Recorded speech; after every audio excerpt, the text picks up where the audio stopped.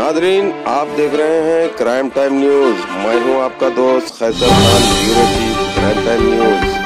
हर तरह की खबर से जुड़े रहने के लिए हमारे चैनल को लाइक करें, सब्सक्राइब करें और देखते रहिए क्राइम टाइम न्यूज। और जिनके ऊपर हजारों लोगों को फेक डिपॉजिट, फेक रिटर्न के नाम पर चीटिंग करने का एलिगेशन है। और जो इन्वेस्टिगेशन में पाया गया कि लगभग 15 कंपनी की ये जो डायरेक्टर हैं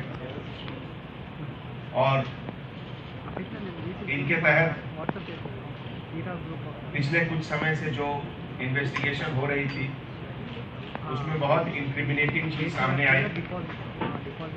सबसे पहले तो क्राइम नंबर 870/2018 बंजारा हिल पुलिस स्टेशन में जो केस रजिस्टर हुआ था और केस की बारीकियत को समझते हुए इसे सीसीएस में क्राइम नंबर 170/2018 के तहत रजिस्टर हुआ। यह case under section 406, 409, 420, 506 IPC, Section 5 of Telangana Deposits of Financial Establishment Act 1999 and Section 3456 of Price Chits and Money Circulation Scheme Banning Act 1978 के तहत रजिस्टर हुआ। सीसीएस के इन्वेस्टिगेशन में और वेरियस स्टेक होल्डर्स विक्टिम के statement record करने के बाद और एविडेंस कलेक्ट करने के बाद बहुत सारे इंक्रिमिनेटिंग एविडेंसेस मिले, जिसमें ये मिस नौहीरा शेख जो कि रेसिडेंट ऑफ बंजारा हिल और managing director Heera group of companies में काम कर रहे हैं, इनको 15 अक्टूबर 2018 को दिल्ली में अरेस्ट किया गया।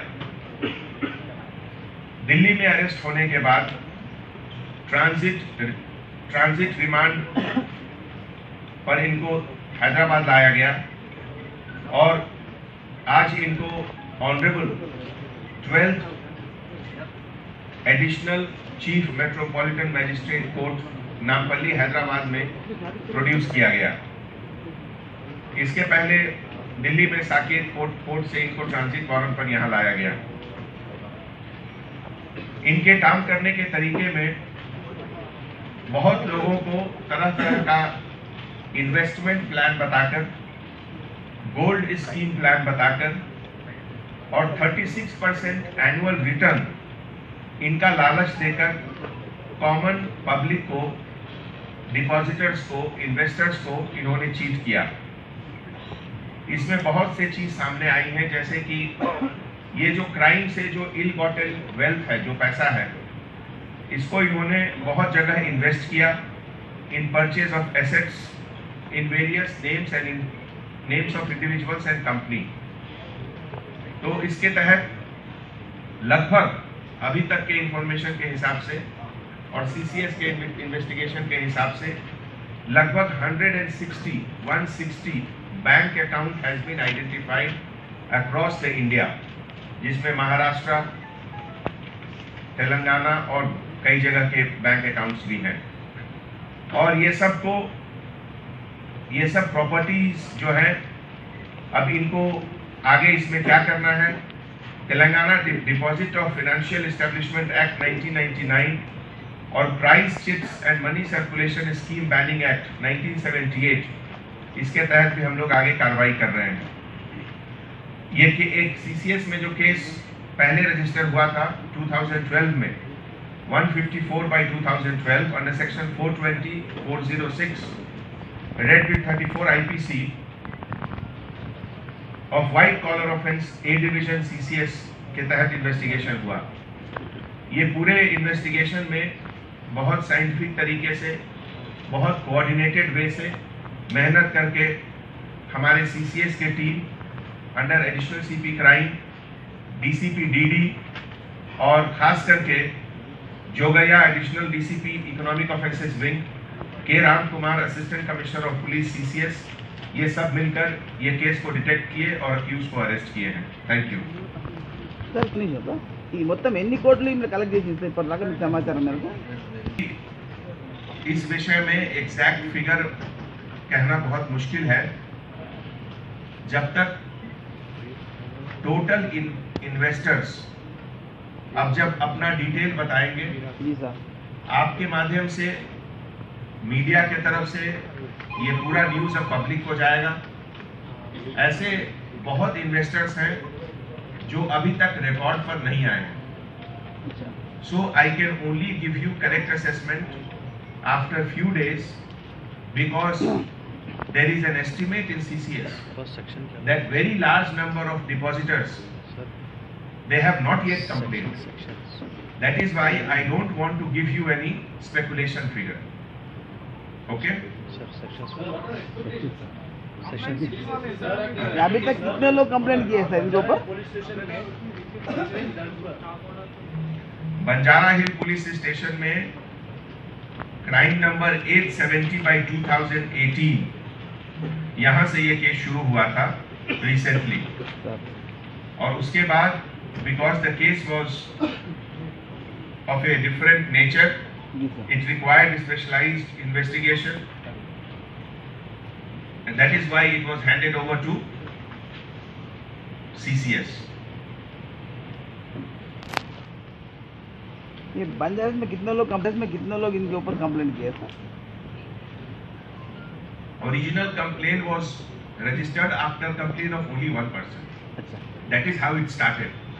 Once it started, then every day something new started coming up, and then the CCS experts, they realized that it is a very big scam, it is a very big fraud, and subsequently then they developed the case into this. जब CCS case सौंपा गया sir, उसके बाद कितने लोग सामने आए sir complaint करने? अभी तक कितने लोग आइडेंटिफाई कर गए सर?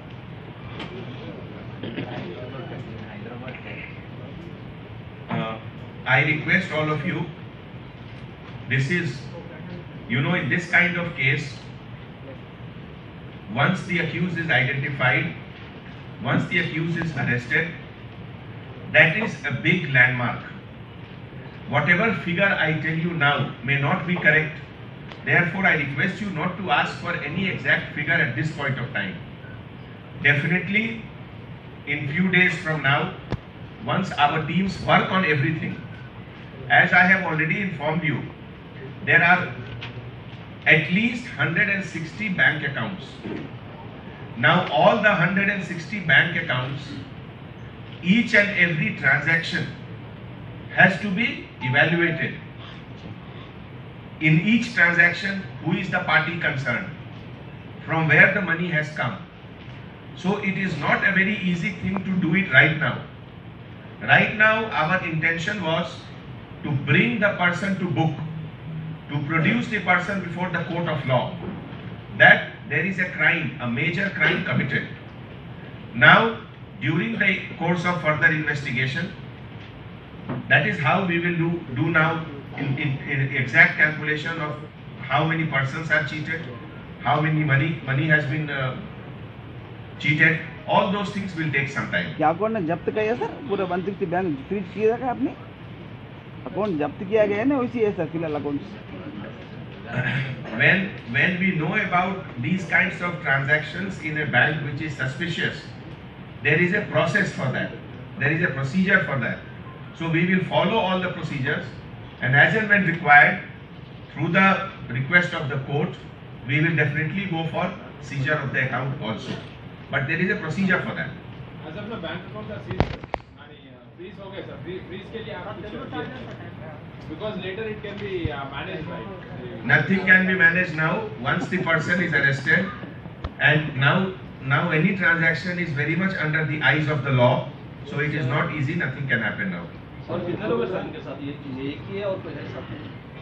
डायरेक्टर कंपनी के यही है। अब जो भी है इनके अंडर में है, इनके सपोर्ट में है, इनके कलीग हैं, वो सब बाद में है, लेकिन ऑल द 15 कंपनीज ये सब हीरा ग्रुप ऑफ कंपनी के नाम से है, तो उसके सबके अभी डायरेक्टर यही है। Sir, where did they start? this type of cheating was in Hyderabad. ये कितने दिन चल रहा है सर, कितना साल से चल रहा है सर ये?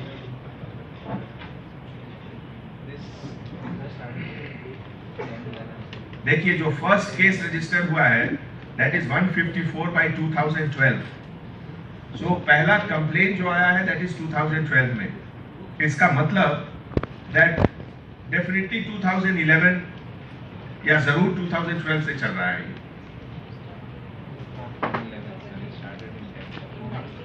2010-11 से there is some information that she is active. This lady belongs to Hyderabad or somewhere else? Originally from Tirupati in Andhra Pradesh.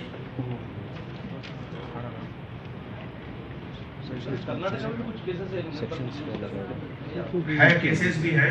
Now we are coordinating with Karnataka also. As of now there is some information that we have about 7 cases in Karnataka. However, we will get more information subsequently. Sir, related to this event or Now we will go into that detail whether exactly it is the same case or whether they are other cases. Sir remand कर दिया है sir, अभी police custody लेने वाले हैं sir इनको भी. Remand भेज दिया सर, जेल को भेज दिया इनको. We will request the court for that. We can only submit to the court. Court के इजाजत के बाद ही होगा वो चीज. Okay? Ready?